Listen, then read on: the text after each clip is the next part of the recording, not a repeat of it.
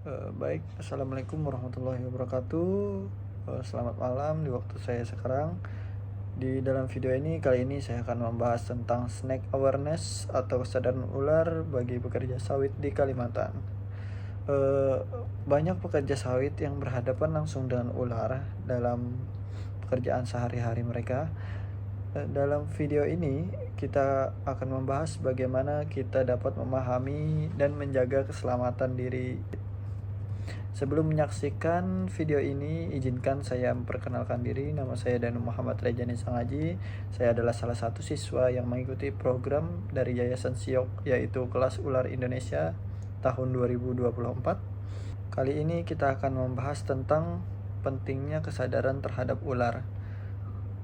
Khususnya bagi para pekerja sawit di Kalimantan, banyak dari kita yang sering bertemu dengan ular, terutama di daerah yang banyak memiliki tanaman seperti perkebunan sawit. Oleh karena itu, sangat penting bagi kita untuk memiliki pengetahuan yang tepat agar tetap aman di lapangan. Saya bersama Yayasan Siok Ular Indonesia yang memiliki tujuan untuk meningkatkan kesadaran masyarakat akan keberadaan ular dan cara penanganan dengan aman.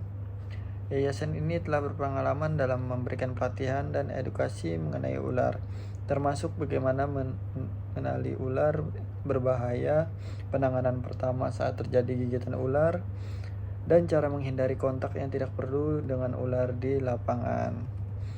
Berikut saya akan menyampaikan beberapa contoh mitos dan fakta terkait ular yang perlu diluruskan secara ilmiah, khususnya bagi pekerja sawit di Kalimantan, agar mereka lebih memahami karakteristik ular dengan benar dan dapat berinteraksi dengan aman.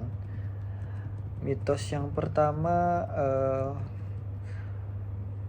semua ular berbisa dan berbahaya bagi manusia. Padahal faktanya tidak semua ular Indonesia berbisa dan berbahaya. Di Indonesia banyak sekali spesies ular yang tidak berbisa seperti ular piton yang biasanya tidak mengancam manusia, sebagai besar seperti ular tikus atau ular bambu memiliki peran penting dalam ekosistem untuk mengendalikan populasi hewan pengerat. Hanya sebagian kecil ular yang memiliki bisa tinggi seperti king cobra, kobra Jawa, dan beberapa spesies ular lainnya seperti ular welang dan weling. Mitos kedua, ular selalu menyerang manusia. Padahal faktanya ular biasanya tidak menyerang manusia tanpa alasan. Ular pada dasarnya lebih memilih untuk menghindari konflik. Mereka akan menyerang jika merasa terancam. Dalam banyak kasus, gigitan ular sering terjadi karena manusia yang tanpa sengaja mengganggu ruang hidup ular atau mencoba mendekati mereka. Ular memiliki mekanisme pertahanan alami dan mereka lebih suka melarikan diri atau bersembunyi daripada menyerang. Dan mitos ketiga, ular bisa terbang atau melompat tinggi. Faktanya ular tidak bisa terbang atau melompat tinggi. Ular bergerak dengan merayap baik di atas tanah maupun di cabang pohon. Beberapa jenis ular seperti ular piton atau boa memang mampu memanjat pohon, namun mereka tidak memiliki kemampuan untuk terbang. Mitos selanjutnya, gigitan ular selalu berakibat fatal. Tidak semua gigitan ular itu berakibat fatal. Banyak gigitan ular, terutama dari spesies yang tidak berbisa, hanya menyebabkan rasa sakit ringan, bahkan tidak ada efek samping sama sekali. Meskipun beberapa ular berbisa yang bisa menyebabkan keracunan serius.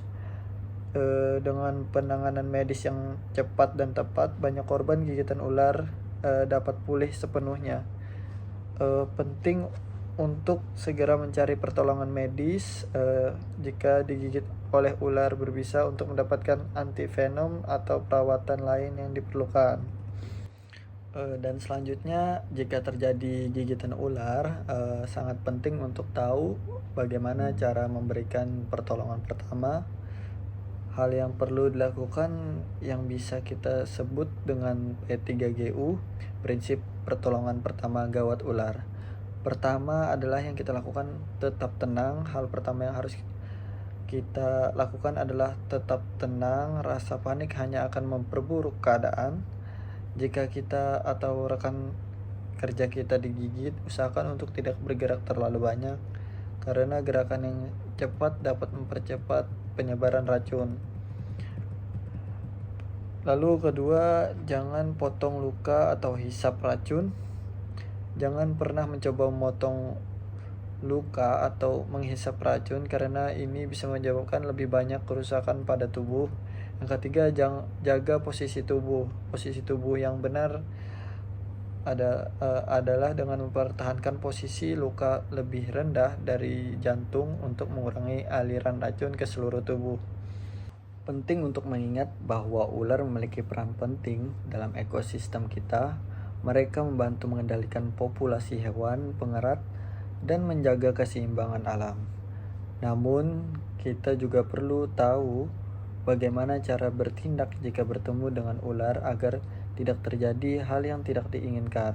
Dengan pengetahuan tentang mitos dan fakta mengenai ular, serta langkah-langkah pertolongan pertama yang benar, kita semua bisa bekerja dengan lebih aman di kebun sawit. Jangan ragu untuk meningkatkan pengetahuan dan kesadaran tentang keselamatan. Terima kasih atas perhatian dan waktu yang Anda berikan.